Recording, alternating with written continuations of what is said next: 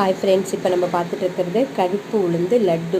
இது வந்து செய்கிறது ரொம்ப ரொம்ப ஈஸி. ஆனால் இதனால் நிறைய பெனிஃபிட்ஸ் இருக்குது நமக்கு.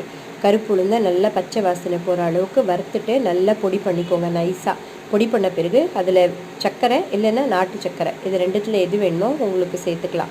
சேர்த்துட்டு நல்லா மிக்ஸ் பண்ணிவிட்டு கொஞ்சம் முந்திரியை வந்து வறுத்து கொட்டிட்டு அதில் நெய்யை காய்ச்சி ஊற்றிட்டு குட்டி குட்டி லட்டுவாக பிடிச்சிக்கோங்க.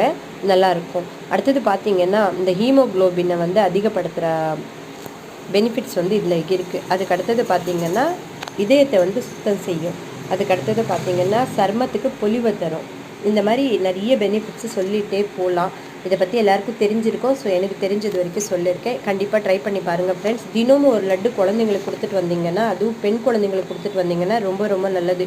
இப்போல்லாம் பெண் குழந்தைங்க வந்து எவ்வளோ ஒரு வீக்காக இருக்காங்கன்னு நமக்கே தெரியும். நம்மளும் சாப்பிட்லாம். ஸோ வந்து ட்ரை பண்ணி பார்த்துட்டு எப்படி இருக்குன்னு சொல்லுங்கள் ஃப்ரெண்ட். தேங்க்யூ.